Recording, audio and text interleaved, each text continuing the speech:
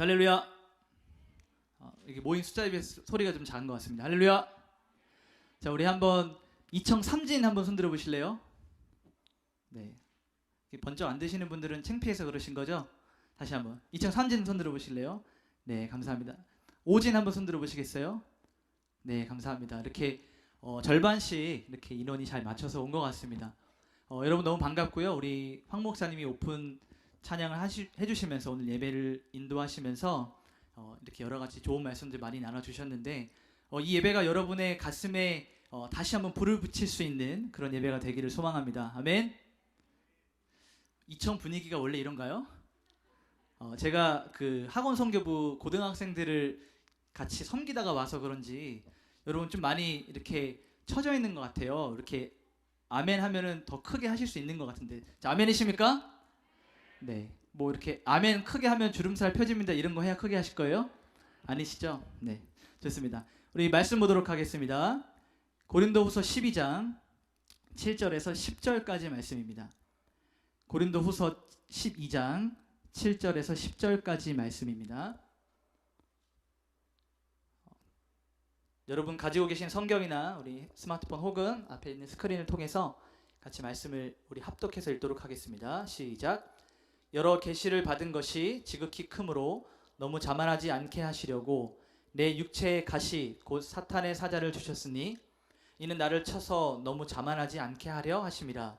이것이 내게서 떠나가게 하기 위하여 내가 3번 주께 간구하였더니 나에게 이르시기를 내 은혜가 내게 족하도다. 이는 내 능력이 약한 데서 온전하여 짐이라 하신지라. 그러므로 도리어 크게 기뻐함으로 나의 여러 약한 것들에 대하여 자랑하리니 이는 그리스도의 능력이 내게 머물게 하려 함이라. 그러므로 내가 그리스도를 위하여 약한 것들과 능력과 궁핍과 박해와 곤고를 기뻐하노니 이는 내가 약한 그때에 강함이라. 아멘. 자, 오늘 제목을 한번 따라해 보도록 하겠습니다. 은혜의 시소에 올라타라. 자, 은혜의 시소에 올라타라. 자, 여러분 어릴 때 혹시 시소를 타본 경험이 있으십니까? 아마 우리 세대는 전부 다, 여러분하고 저의 세대는 놀이터에서 시소를 타본 경험이 있을 겁니다. 주로 어디 위치하셨나요? 그거 묻지 않겠습니다. 우리가 주로 사람들을 들어 올리는 자리에 많이 있었죠. 겸손한 자리에.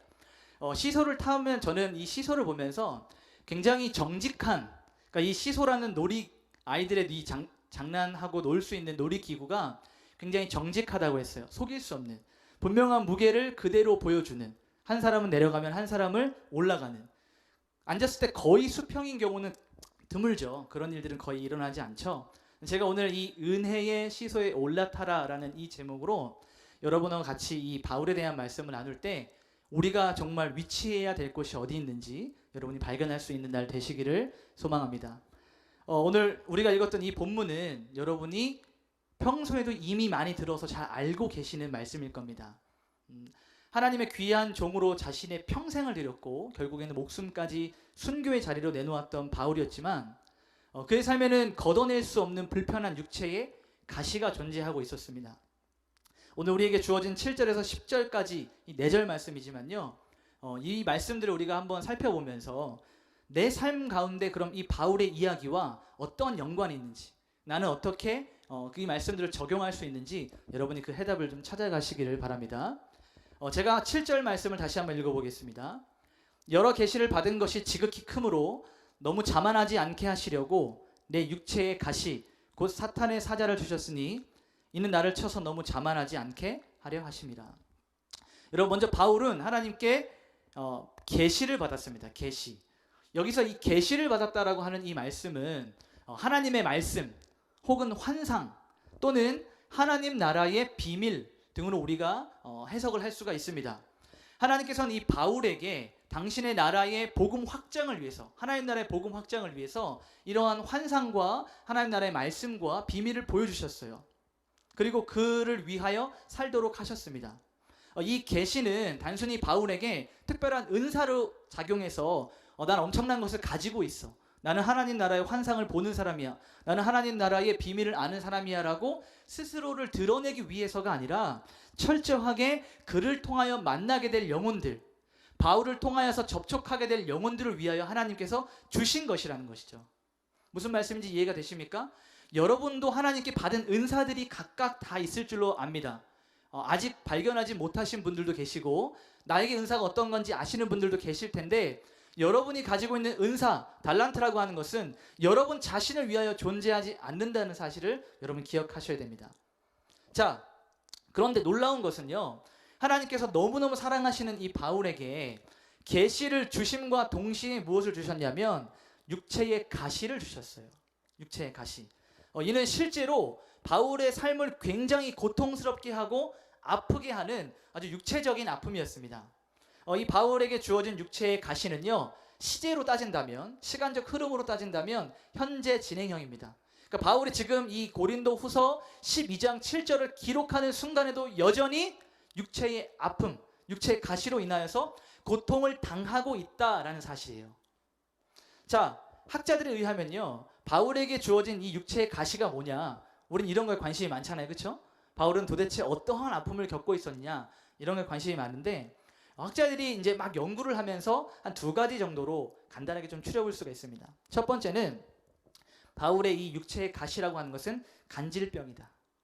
그러니까 거품을 물고 말이 좀 어눌한, 불편한, 막 복음을 전하다가 막 쓰러지기도 하고 복음을 효과적으로 전할 수 없는 이런 간질병이 있었을 것이다 라고 하는 견해도 있고요. 또 다른 하나는 굉장히 무게가 실리는 견해인데, 두 번째 그의 육체의 가시라고 추측되는 것은 안질, 눈에 있는 질병이라고 하는데요. 단순히 우리 눈병 나서 눈이 아픈, 저도 충혈이 좀 잘 되는 편인데 이런 정도가 아니라, 여러분 바울이 예수님을 만났을 때 어떠한 사건이 있었는지 기억나시죠? 다메섹 도상으로 가는 길에 밝은 빛을 탁 맞으면서 눈이, 성경의 기록에 의하면 비닐 같은 것이 벗겨졌다고 그랬어요. 그러니까 그로 인해서 한 3일 정도 못 보는, 앞이 보이지 않는 시간을 가졌었는데, 바울에게 있었던 이 육체의 가시는 눈 질병, 그러니까 안질이다. 그래서 시도 때도 없이 흐르는 눈물, 눈이 다 진물로 터지는 상태를 말하고 있다라고 학자들이 이렇게 의견을 모았습니다. 자, 우리는 그것이 무엇인지 알지 못해요. 2000년이라는 시간이 지났고 바울이 가지고 있었던 이 육체의 질병이 무엇인지 우리는 알지 못합니다. 실제로 그것이 얼마나 중요한지 우리에게는 전혀 사실은 상관이 없는 그 질병이기도 합니다. 자, 그런데 문제는 뭐냐면 바울이 가지고 있었던 이 육체의 가시, 육체의 질병이라고 하는 이것이 바울에게 얼마나 큰 고통과 아픔을 줬는지, 이것을 어떻게 표현합니까? 사탄의 사자다라고 표현하고 있어요. 그러니까 내게 지금 아픈 이 질병이 나의 육신의 연약함이라고 표현하기보다는 사탄이 나를 감싸고 있는, 사탄이 나를 괴롭히고 있는 질병이다라고 이렇게 표현하고 있는 겁니다. 여러분 한번 생각해 보세요. 삼진과 오진에서 사역을 하고 있는 저하고 황 목사님이 여러분 막 신방할 때 막 거품 물고 쓰러지고, 항상 눈이 진물로 터져서 막 눈에서 눈물뿐만 아니라 피가 막 흐르고 있어요. 여러분 신방하는데 저 괜찮아요 막 하면서 피 막 흥건하게 하고. 여러분 사역할 때 신방을 당한다는 표현이 조금 웃기지만 신방하고 싶으세요? 목사님 막 만나는데 막 손수건에 피 흥건해가지고 괜찮아요, 자주 이래요, 막 어제도 2리터 쏟았어요 막 이러면은 여러분 만나고 싶으세요? 그러지 않죠. 그러니까 바울이 이러한 상황 가운데 있으면서 자기가 복음 사역을 하는 데 있어서 불편하기 때문에 이것을 사탄의 사자다, 육체의 가시다라고 이렇게 표현을 한 겁니다. 근데 바울은 우리와 다른 점이 뭐냐면, 이렇게 눈에서 진물이 나고 혹은 어쩌면 거품을 무는 이 간질병에 놓여져 있는 이 상황에서 하나님이 내게 이것을 왜 주셨는가를 생각해 볼 때, 하나님께서 나를 교만하지 않게 하는 제어장치다라고 생각하신 거예요. 놀랍죠? 여러분 그런 생각 해본 적 있으세요? 여러분의 육체의 아픔이, 여러분 다른 사람들에게 말할 수 없는 치명적인 여러분의 아픔이 하나님께서 나를 교만하지 않게 하시는 하나의 제어장치다라고 생각해 본 적 있으세요? 하나님 왜 이런 걸 나한테 주셔서, 하나님 짜증나요, 하나님 불편해요 라고 원망과 불평하는 자리에는 많이 섰지만 하나님께서 나를 낮추시는 도구구나 라고 생각해 본 적은 없으실 겁니다. 근데 바울은 그렇게 생각하고 있다는 얘기예요. 자, 그럼에도 불구하고요, 바울이 우리와 똑같은 모습이 있는 건 뭐냐면, 그래도 내가 지금 막 눈물이 막 눈이 진물로 터지고 거품 물리고 하는 이러한 상황이 있지만, 하나님 이것을 통해서 나를 겸손하게 만들지만, 그래도 이것만 없으면, 그래도 내가 좀 완전하여지면, 안 아프면 복음 더 잘 전할 수 있지 않을까? 다른 사람들에게 보일 때 좀 괜찮은 수려한 모습을 보이기 위해서가 아니라 내가 좀 몸이 괜찮아지면 하나님 나라에 조금 더 도움이 되지 않을까? 내가 하나님께 조금 더 영광 돌릴 수 있지 않을까 하는 선한 마음이 있었다는 얘기죠. 그래서 8절에 어떻게 기도합니까? 이것이 내게서 떠나게 하기 위하여 내가 몇 번이요? 말하실 줄 아시죠? 다시 한번 해볼게요. 바울이 몇 번 기도했습니까? 네, 3번 기도했어요. 바울도 하나님께서 자기에게 주셨던 이 육체의 가시의 정확한 의미를 깨닫지 못했어요. 나를 겸손하게 하는 장치다라고는 알았지만 더 깊이 있는 그 의미를 확실하게 깨닫지 못해서 기도하는 자리로 나와왔습니다. 어떻게 기도했을까요? 하나님, 눈이 아픕니다. 잘 보이게 하소서. 이렇게 하고 마쳤을까요? 하나님, 제가 복음 전하는데 조금 힘이 듭니다. 고쳐주소서. 이렇게 기도했을까요? 아니에요. 우리가 성경을 볼 때 3번 기도했다라고 하면 1번, 그리고 그 다음날 2번, 그 다음날 3번 했는데 안 되니까 오케이 주님, 나도 알았어요. 나도 안 해. 이런 걸 말하는 걸까요? 아니거든요. 여러분, 예수님께서 겟세마네 동산에서 십자가를 지시기 바로 전에 몇 번 기도했습니까? 3번. 여기서 말하는 이 3번은 one time, two time, three times 말하는 게 아니에요. 어떤 횟수를 말하는 것이 아니라 얼마나 간절한지, 얼마나 완전하게 그 앞에 엎드리고 간절하게 구했는지를 말하는 유대식 표현입니다. 완전하게 내 모든 것 진액을 다 쏟아서 바울은 정말 간절하게 이 육체의 가시가 내게서 떠나기를 기도했다는 거죠. 그런데 여러분, 이 장면에서 우리의 인간적인 기대는 어떻습니까? 바울이 정말로 우리가 하나의 드라마라고 생각했을 때, 바울이 드라마의 주인공이라고 생각했을 때 간절히 막 기도하는 거예요. 막 무릎 꿇고 눈물 흘리면서 간절히 기도할 때 우리가 원하는 스토리는 하나님께서 바울아, 너의 아픔을 내가 안다. 눈 떠. 해서 딱 고쳐지는 거. 거품 딱 끝나는 거. 그리고 막 뾰로롱 이렇게 되면서 딱 그 말끔해지는 이런 것들을 우리가 상상을 하는데, 이런 해피엔딩을 기다리고 있는데 하나님의 응답이 어떤지 12장 9절의 상반부를 좀 보도록 하겠습니다. 한번 읽어볼게요. 나에게 이르시기를 내 은혜가, 하나님께서 말씀하시는 거죠. 내 은혜가 내게, 바울 너에게 족하다. 이는 내 능력이 약한 데서 온전하여짐이라 하신지라. 여러분, 이 상황이 납득이 가세요? 이 상황이 이해가 되세요? 받아들여지냐는 이 말이에요. 하나님께 간절히 기도하고 하나님 나라를 위해서 엎드리고 기도했는데 하나님께서 오케이, it's enough. 괜찮아. 더 구하지 않아도 돼. 이미 충분해 라고 하시는, 거절하시는 하나님의 이 응답이 여러분 납득이 되냐 이 말이에요. 뭐 바울의 상황이니까 여러분 납득이 될 수 있겠죠. 여러분의 상황으로 가져가 보십시오. 평생을 앓고 있던 질병을 하나님께 기도했는데 너 그거 있어야 돼. 너 그렇게 아파야 돼. 너 그렇게 집안과 환경과 상황이 힘들어야 돼 라고 하나님 말씀하시면, 아, 주님 정말 놀라운 뜻을 가지고 계시는군요 라고 받을 수 있으세요? 저는 믿음이 없어서 그런지 쉽게 그렇게 받아들일 수 없을 것 같아요. 아마 여러분도 받아들일 수 없을 것 같아요. 하나님께서 뭐라고 응답하시는 그걸 요약해서 말하면, 됐다, 그만해라, 기도 많이 못다 아이가. 하나님께서 이렇게 응답을 해주시는 거예요. My grace is sufficient. 영어 단어로 sufficient라고 하면 충분하다는 이것이요, 어느 정도 채워진 정도가 아니라 완전히 더 이상 채울 것이 없는, 내가 너에게 주는 그 은혜가 이미 충분하다는 거예요. 너의 눈이 여전히 고장나 있고 너의 상황이 여전히 달라지지 않고 여전히 네가 문제 가운데 있지만 It's okay. 문제 없어. 나는 너의 그런 부족한 모습을 통해서 일하는 하나님이야 를 말씀하고 계시는 겁니다. 아멘이십니까? 아멘이세요? 여기서 여러분 아멘이 크게 나와야 돼요. 왜냐하면 지금 문제 없는 사람 한번 손 들어 보실래요? 저의 삶에는 아무런 문제가 없습니다. 저의 삶은 너무 평안합니다. 주님 필요 없습니다. 손 들어 보세요. 주님 보고 계십니다.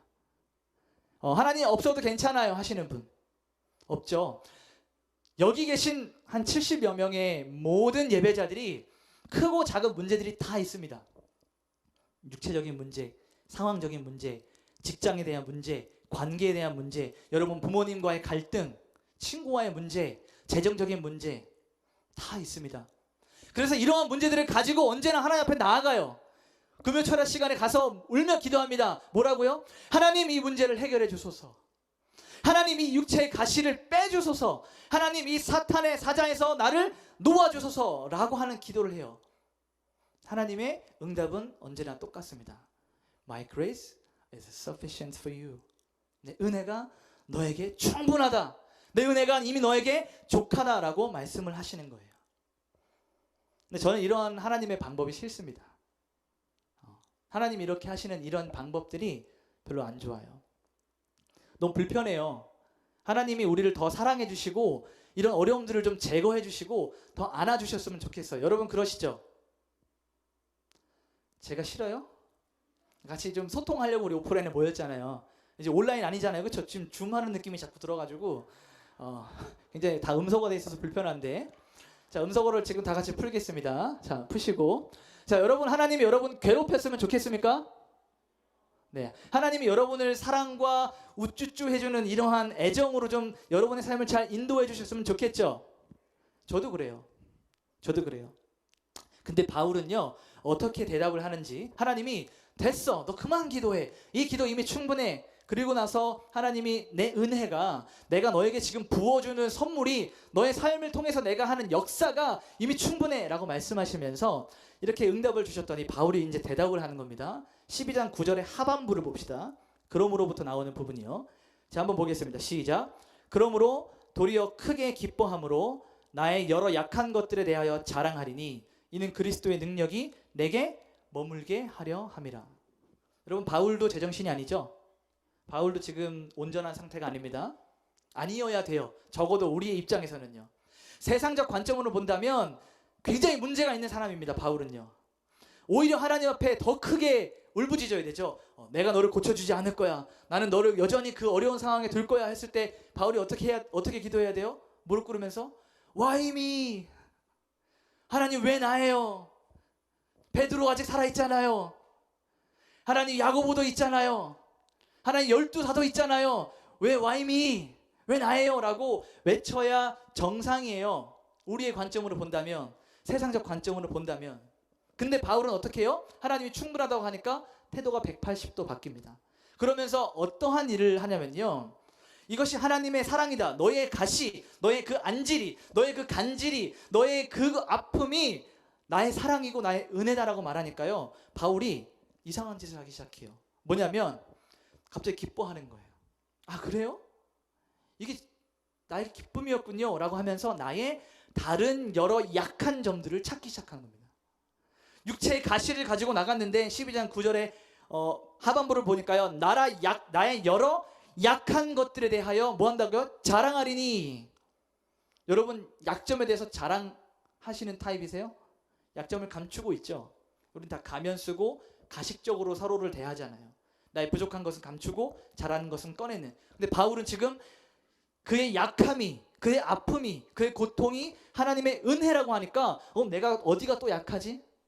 내가 어디가 또 문제가 있지? 나의 약한 부분들을 끄집어내서 하나님 앞에 가지고 나오는 겁니다. 하나님, 이것도 하나님의 은혜였군요. 나는 눈이 안 보이는 것, 나는 간질이 있는 것, 나는 거품을 물고 쓰러지는 것만이 하나님의 은혜라고 생각했는데 이것도 하나님의 은혜였군요. 하나님, 깨어졌던 나의 가정도 하나님의 은혜였군요. 하나님, 직장이 막혀서 여전히 고통당하는 이것도 하나님의 은혜였군요 라고 끄집어서 하나님 앞에 나오고 있는 것입니다. 왠지 아십니까? 바울의 그 약점 위에 하나님의 능력이 머물기 때문입니다. 여러분, 약한 점, 여러분의 부족한 점, 여러분의 아픔과 고통이 무엇이 있는지 생각해 보세요. 이 중에는 육체적으로 좀 아프신 질병 있는 분들이 계실 수도 있고요. 어떤 영적으로 좀 고통과 고난 가운데 있는 분들이 계실 수도 있고요. 가정 환경과 직장 여러 관계들에 있어서도 문제가 있는 분들이 계실 수 있습니다. 그런 부분들이 어떤 건지 한번 떠올려 보시고 그 위에 하나님의 능력이 임하는 여러분 삶의 틈이라고 생각하십시오. 아멘이십니까? 자, 여기서 말하는 그 머물다라고 하는 이 단어는 장막으로 뒤덮다라는 뜻을 가지고 있어요.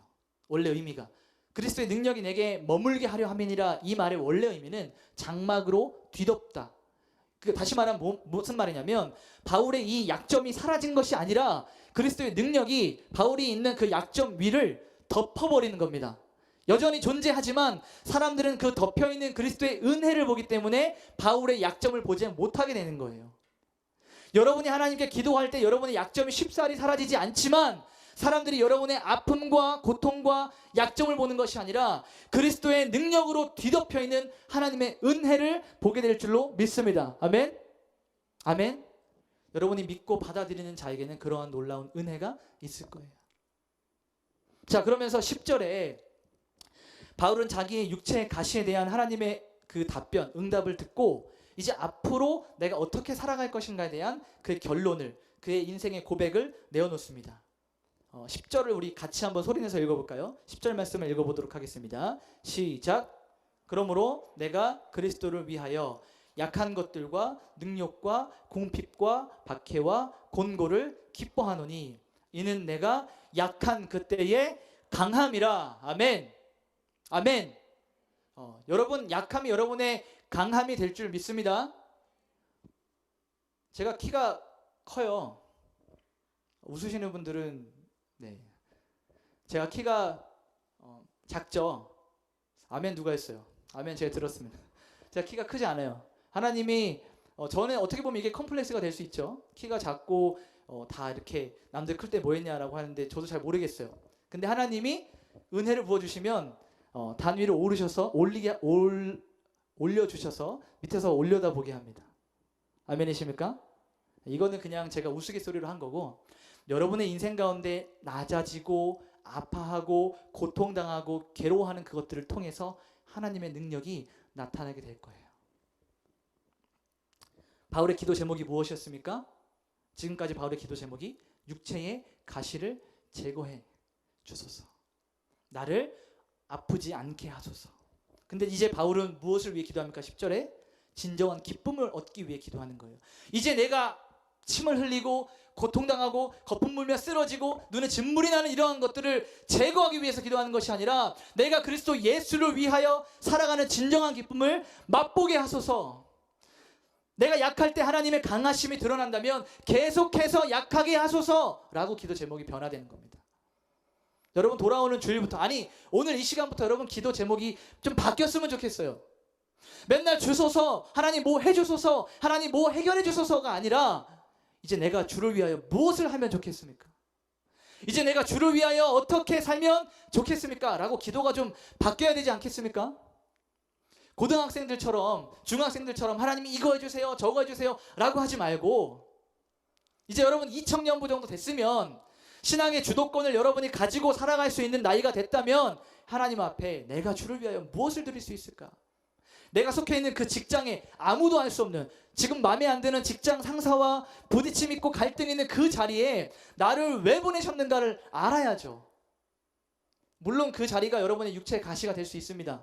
그러나 그 가시를 통하여 일하시는 하나님을 봐야죠. 그게 세상 사람들과 여러분의 차이점 아닙니까? 여러분, 그리스도인을 드러내고 그리스도인임을 증명하는 일이 뭐예요? 여러분, 회사 갈 때 성경책 끼고 가는 겁니까? 아침에 출근할 때 이어폰으로 그 멜론에 들어가서 CCM 들으면서 출근하면 그리스도인입니까? 여러분, 옷에 I love Jesus 이 티셔츠 입고 교회 출근하면, 회사 출근하면 그게 그리스도인이에요? No, 그렇지 않습니다. 내가 늘 부딪히는 그 사람과 나와 늘 갈등 있는 그 사람과 매일 마주하는 그 삶의 현장에서 나는 어떻게 그리스도의 마음으로 그들을 대하는가가 여러분이 그리스도인임을 나타내는 일이거든요. 아멘이십니까? 그 방법을 어떻게 하면 할 수 있을까를 찾아내야겠죠. 자기가 가장 약해지고 아파했던 그 시기가 사실은 가장 강한 때임을 바울은 깨닫게 된 거예요. 누구 때문에? 그리스도 예수 때문에.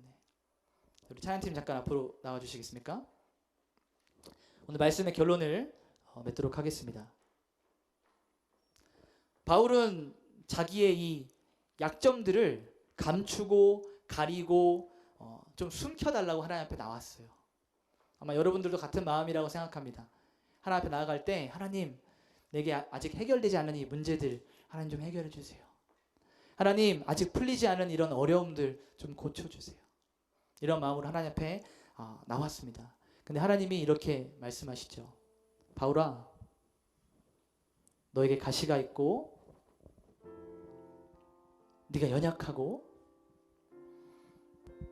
네가 아파도 넌 여전히 내게 바울이야. 여러분 이름을 한번 대입해 보실래요? 누구누구야?